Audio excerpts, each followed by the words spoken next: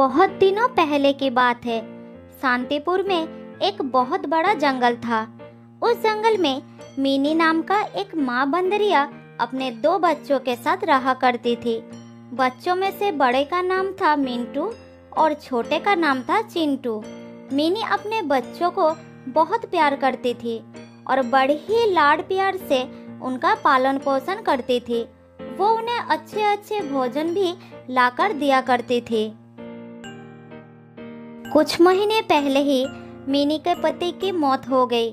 तब से वो अपने बच्चों को कभी भी पिता की कमी महसूस नहीं होने दी। देखो मेरे बच्चों, मैं तुम दोनों के लिए केले लाई हूँ। अरे वाह, मजा आ गया। मुझे केले चाहिए, मुझे केले चाहिए। नहीं नहीं, मुझे पहले दो माँ, मैं बड़ा हूँ, मैं पहले खाऊंगा। हाँ बाबा हाँ, सबको बराबर दूंगी। शांति से बैठो जरा। मैं ये केले तुम दोनों के लिए ही तो लाई हूँ। पहले तुम दोनों को खिलाऊंगी, उसके बाद जो बचेगा मैं खाऊंगी। मेरे प्यारे बच्चों, आओ मेरे पास आओ। फिर दोनों बच्चों खाना शुरू करते हैं। खाने के बाद मिंटू अपने माँ से कहता है, माँ, इतने मीठे केले तुम कहाँ से लेकर आती हो? मुझे भी तुम्हारे साथ ले चलो ना माँ, मैं भी मीठे केले लाऊंगा। मेरे प्यारे बच्चों, तुम लोग जब बड़े होकर पेड़ पर छलांग लगाने के काबिल हो जाओगे, तब मैं तुम दोनों को सारे ठिकाने दिखा दूंगी। अब तुम दोनों बहुत छोटे हो, घर में ही रहा करो, बाहर बहुत खतरा है। अच्छा माँ, ठीक है, तुम जैसा कहोगे हम वही मानकर चलेंगे माँ। मैं तो बिल्कुल बाहर नहीं जाऊंगा माँ, बाहर बहुत खतरा है। तुम मुझे खाना लेकर दोगे और मैं बैठे बैठे खाऊंगा। लेकिन मेरे बच्चे, मैं तो हमेशा जीवित नहीं रहूंगी। मेरी भी तो उम्र हो रही है। बड़े होने के साथ साथ तुम दोनों को जंगल के सब कुछ सीख लेना होगा, नहीं तो मैं जब नहीं रहूंगी तब मुसीबत में पड़ जाओगे। नहीं माँ, तुम्हें कुछ नहीं होगा।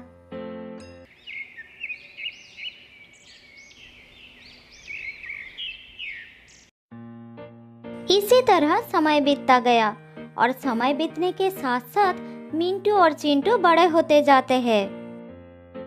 मेरे प्यारे बच्चों, तुम दोनों अब बड़े हो गए हो, इसीलिए मैं चाहती हूँ कि तुम दोनों मेरे साथ चलकर भोजन की तलाश करना सीखो। जंगल के नियम के बारे में जानो, जिससे तुम लोग खुद से अपना भोजन ढूंढकर अपना पेट भर सको। हाँ हाँ माँ, मैं तो कब से जाने के लिए तैयार हूँ। मुझे अभी ले चलो माँ। मैं इस घर के बाहर कभी नहीं गया हूँ। मुझे जंगल देखने का बहुत मन कर रहा है माँ। नहीं माँ, मैं नहीं जाऊंगा। मेरी तबीयत ठीक नहीं लग रही है, तुम दोनों जाओ। अच्छा अच्छा ठीक है, कोई बात नहीं, मैं तुम्हारे लिए भोजन लाऊंगी। फिर माँ बेटे भोजन लाने के लिए जंगल की तरफ चले जाते हैं और चिंटू घर में बैठकर आराम करने लगते हैं। इसी तरह कुछ और दिन बीत जाता है। चिंटू को इसी तरह बिना हाथ पैर चलाए भोजन मिलने लगा, जिससे वो और भी आलसी हो गया। बाद में जब उसकी माँ उसे जंगल में जाने के लिए कहती थी, तो वो कुछ न कुछ बहाना बना देता था। बेटा चिंटू, क्या आज तुम मेरे साथ चलोगे? ऐसे बैठे रहने से कुछ नहीं होगा। तुम्हें भी तो खाना ढूंढना सीखना होगा। नहीं माँ, मेरे पैरों में बहुत दर्द हो रहा है और फिर जंगल से भोजन लेकर आना, इसमें कौन सी बड़ी बात है? तुम मुझे फालतू में परेशान कर रही हो। अच्छा ठीक है, तुम आराम करो, मैं खाना लेकर आती हूँ। मिनी को ये बात समझ में आ जाती है कि चिंटू की आदत बिगड़ गई है। वो आलसी हो गया है। अगर वो अभी भी नहीं सुधरा तो उसे एक दिन बहुत बुरे वक्त का सामना करना पड़ सकता है। इसी तरह मिनी उसके भविष्य को लेकर चिंतित हो जाती है। लेकिन चिंटू को लगता था कि उसकी माँ उसे अपने साथ ले जाकर बस परेशान करना चाहती है। खाना ढूंढना तो वो सीख ही लेगा, लेकिन अभी नहीं। इसी बीच एक दिन मिनी की मौत हो जाती है। दोनों भाई माँ के पास खड़ा होकर बहुत रोने लगते हैं।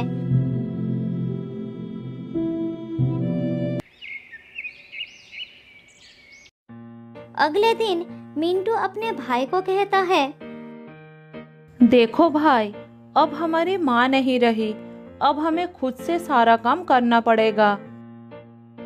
अरे तुम तो मेरे भाई हो ना, तुम्हारे रहते मुझे किस बात की चिंता है। हाँ, तुम्हारी बात बिल्कुल ठीक है, लेकिन हमें अपना जीवन जीने के लिए अपने पैरों पर खड़ा होना बहुत जरूरी है। मैं कब तक तुम्हारा साथ दूंगा। अरे भैया, ज्यादा ज्ञान मत दो। जंगल से मेरे खाने के लिए कुछ भोजन लाते हो तो तुम इसीलिए अपने आप को बड़ा महान समझने लगे हो। मिंटू को अपने भाई की बात सुनकर बहुत दुख होता है, लेकिन वो उसका साथ नहीं छोड़ पाता, उसके साथ ही रहने लगता है। इधर चिंटू अपने भाई के बातों को अनसुना कर उसी पर आश्रित होकर मजे करने लगता है।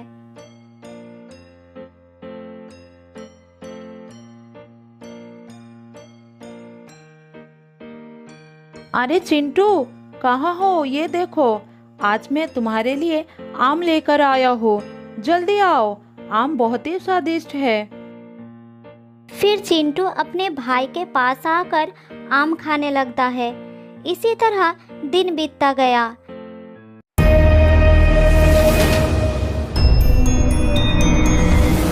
एक दिन उस जंगल में एक बदमाश शेर आता है।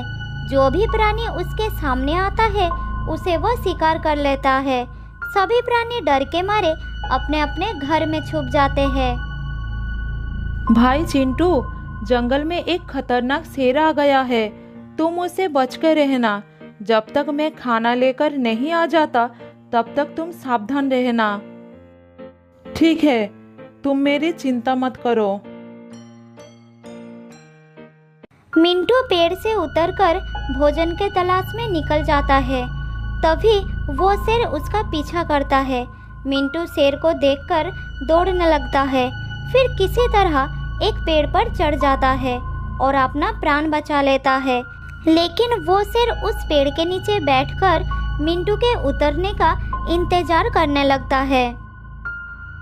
ये शेर तो मेरे पीछे ही पड़ गया, अब मैं अपने घर कैसे जाऊंगा? इसी तरह रात हो जाती है, लेकिन शेर वहां से नहीं हटता, जिस कारण मिंटू अपने घर नहीं जा पाता। उधर चिंटू अपने भाई के घर ना लौटने के कारण भूखा ही रह जाता है, लेकिन वो भोजन के लिए कोई भी कोशिश नहीं करता। पता नहीं मेरे भाई को क्या हो गया। कहीं ऐसा तो नहीं वो जानबूझकर आज वापस नहीं आया? मैं सुबह से भूखा हूँ, अब मैं क्या करूँ? बहुत भूख लगी है।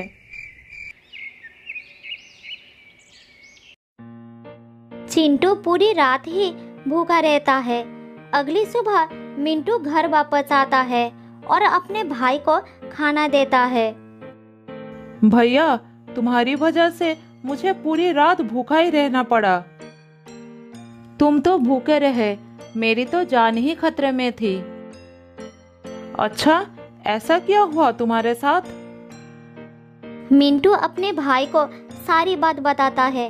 फिर उसे कहता है, इसीलिए तो कहता हूँ तुम खुद से कुछ काम कर लिया करो, जिससे जरूरत पड़ने पर बुरे समय का सामना कर सको। अच्छा, ठीक है ठीक है। इसी तरह समय बीतने लगता है। कुछ दिनों में बारिश का मौसम भी आ जाता है और तेजी से बारिश शुरू हो जाती है।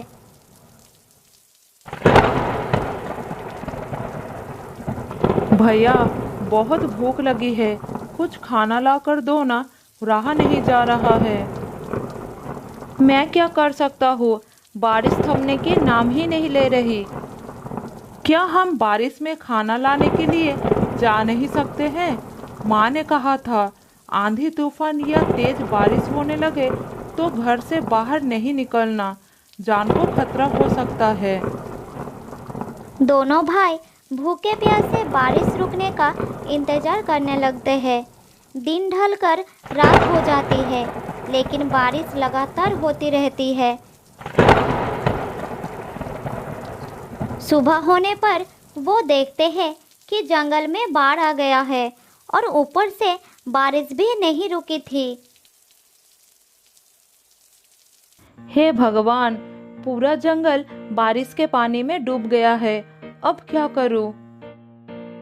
भूखे भाई का हाल देखकर मिंटू से रहा नहीं जाता और वो खाने के तलाश में जाने लगता है। तुम अपना ख्याल रखना, मैं खाने की तलाश में जा रहा हूँ। मैं भी तुम्हारे साथ चलूंगा भाई। नहीं, अभी नहीं, बाहर बहुत खतरा है, बारिश भी हो रही है, मैं जल्दी कुछ खाना लेकर आ जाऊंगा। मिंटू खाना लेने के लिए चला जाता है और चिंटू घर पर भैया के लौटने का इंतजार करता है। बहुत समय बाद भी मिंटू वापस नहीं लौटता। अरे भैया अभी तक वापस क्यों नहीं आया?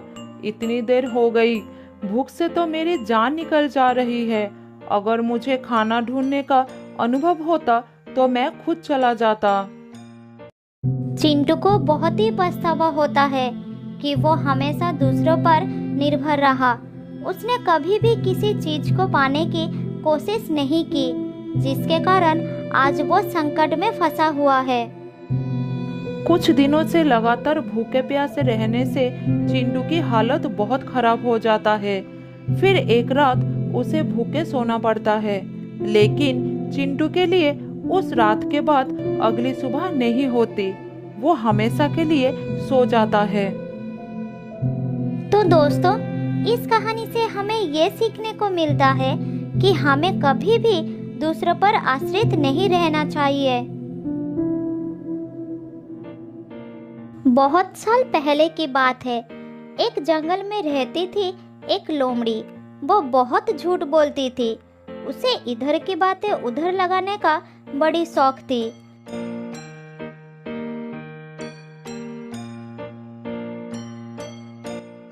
एक दिन लोमड़ी घूमते घूमते एक हिरनी के घर के सामने आ गई।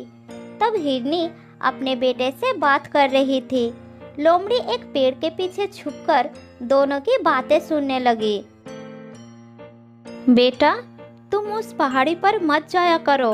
मैंने कितनी बार तुमसे मना किया है। तुम्हें पता नहीं कि वहाँ पर एक खतरनाक लोमड़ी रहती है।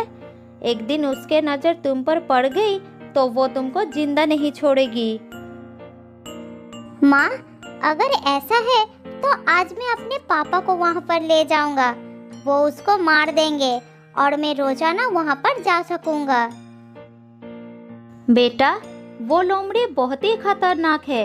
तुम्हारे पापा का उससे सामना हो चुका है।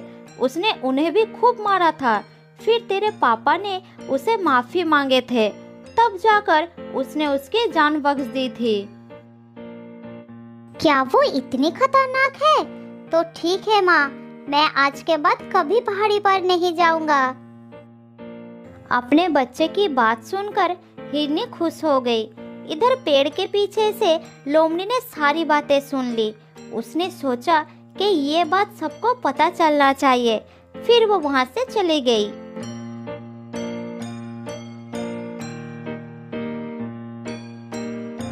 वापस जाकर वो एक एक करके सारे जानवरों को ये बात बता दी कि हिरनी का पति एक लोमड़ी से पिट कर आया है। उधर हिरनी का पति जब जंगल में घूम रहा था, तब हर जानवर उसका मजाक बना रहे थे। वो सब यही कह रहे थे कि वो एक लोमड़ी से मार खा कर आया है। यही बात सुन सुनकर उसे बहुत गुस्सा आ गया। तब वो अपने घर पहुंचकर हिरनी के ऊपर बरसने लगा। तुमने लोमड़ी से कहा कि मैं एक लोमड़ी से मार खाकर आया हूँ। यही बात उसने पूरे जंगल में फैला दी है। तुमने ऐसा क्यों कहा? पति की बात सुनकर हिरनी ने उसे सारी बात बताई। अरे सुनो सुनो, गुस्सा मत करो, मैंने सिर्फ हमारे बच्चे को डराने के लिए कह दिया था और वो मान भी गया। मुझे नहीं पता कि लोमड़ी ने ये बात कब सुन ली। ये सुनकर हिरनी का पति लोमड़ी के पास गया और उससे बोला,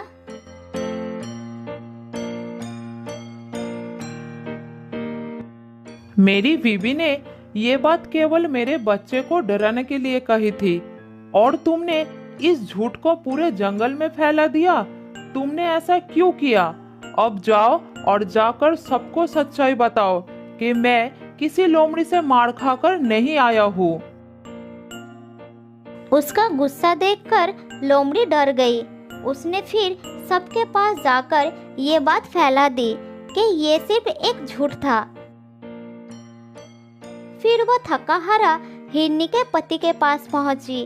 तब उसने उसे माफ कर दिया और लोमड़ी अपना घर लौट गई।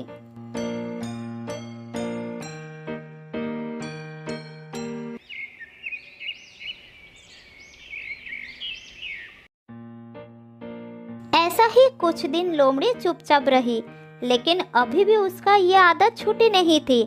फिर से वो जंगल में घूमने लगी।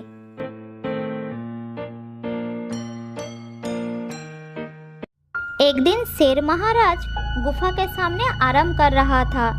तभी उसके पास दूसरे जंगल का एक शेर राजा आया। दोनों शेर को एक साथ देखकर लोमड़ी उसकी बात छिपकर सुनने लगी। अरे तुम मेरे जंगल में कैसे? मैं तुम्हारी तरफ दोस्ती का हाथ बढ़ाने के लिए आया हूँ। दोस्ती का हाथ? मेरी तरफ? क्या कहना चाहते हो तुम? शेर खान, तुम्हारा जंगल कितना बड़ा है और मेरा जंगल कितना छोटा। मुझे पता है कि तुमको इस जंगल को संभालने में कितना तकलीफ होता होगा। ऐसा कुछ नहीं है, मैं मेरे जंगल को अच्छे से संभाल रहा हूँ। किसी को मुझसे कोई तकलीफ नहीं है। शेर खान, मैं तो तुम्हारी भले के लिए ही कह रहा था। तुम मेरे और अपने जंगल को एक कर लो, फिर हम दोनों मिलकर इस जंगल में राज करेंगे। ये बात कहकर वो मन ही मन सोचने लगा। बस एक बार ये हाँ कर दे, फिर इसके जानवरों के साथ मिलकर इसी को मरवा दूंगा। तब दोनों जंगल पर मेरा ही राज होगा। मुझे ये मंजूर नहीं है, तुम जा सकते हो। तुम बूढ़े हो चुके हो शेर खान। अगर कोई मुसीबत आ गई तो तुम कैसे इस जंगल को बचाओगे? ये सुनकर शेर खान को गुस्सा आ गया। लगता है तुझे दिखाना ही पड़ेगा कि मुझ में दम है कि नहीं। नहीं, रुक जाओ। अभी तो मैं जा रहा हूँ, लेकिन कुछ ही दिनों बाद मेरा भाई जंगल आ रहा है। वो तुमसे बहुत ज्यादा शक्तिशाली है। अगली बार मैं उसी के साथ आऊंगा। लगता है तुमको अपनी जान प्यारी नहीं है। हा, मुझे मार भी दोगे तब भी वो यहाँ जरूर आएगा और तुम्हारे जंगल को साफ कर देगा। ये सुनकर शेर खान जोर जोर से हंसने लगा। क्या बोला तुम? तुम्हारा भाई आएगा? तो सुनो, मेरा भी एक भाई है जो पास के जंगल में राज करता है। मुझसे ज्यादा जवान और ताकतवर है वो। मैं उसी को बुला लेता हूँ। लेकिन अगर वो इस जंगल में आएगा तो उसको भी शिकार की जरूरत पड़ेगी। तो क्या हुआ? तुम्हारा भाई आएगा, वो भी बिना वजह मेरे जंगल के जानवरों को मारेगा। इससे अच्छा मैं अपनी भाई को ही बुला लेता हूँ। वो रोजाना 3 जानवर को शिकार करता है। यहाँ भी ऐसा करेगा। अब मैं तुमको मार देता हूँ। जब तक तुम्हारा भाई आएगा उससे पहले मेरा भाई यहाँ आ चुका होगा। अरे नहीं शेर खान, मैं तो बस ऐसे ही तुमको डराने के लिए कह रहा था। मेरा कोई भाई नहीं है, मैं जा रहा हूँ। ये कहकर वो वहां से भाग गया। इधर लोमड़ी सोचने लगी, अरे बाप रे, रोजाना 3 जानवर, ये बात तो सबको बताना पड़ेगा। ये कहकर लोमड़ी वहां से चली गई और उसने ये बात पूरे जंगल में फैलाना शुरू कर दी। वो जानवरों के पास जा रही थी और यही कह रही थी, शेरखान अपने भाई को इस जंगल में बुलाने वाला है। अब ये दोनों भाई मिलकर रोजाना 3 जानवरों का शिकार करेंगे और कुछ ही महीनों में जंगल खत्म हो जाएगा। ये सुनकर जानवरों के दिल में डर पैदा हो गया। तब सभी जानवर उस जंगल को छोड़कर जाने लगे। शाम होते होते जंगल एकदम खाली हो गया। शाम को जब शेरखान घूमने निकला तब उसे कोई भी जानवर नजर नहीं आया। तालाब के पास भी दूर दूर तक कोई जानवर नहीं थे। अब उसे चिंता होने लगी। कहीं शेरू ने सच में अपने भाई को बुलाकर जानवरों पर हमला तो नहीं किया? वो सब कहाँ चले गए?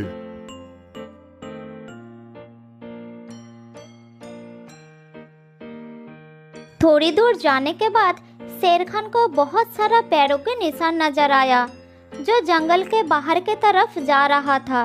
फिर वो उसी रास्ते से भागना शुरू कर दिया।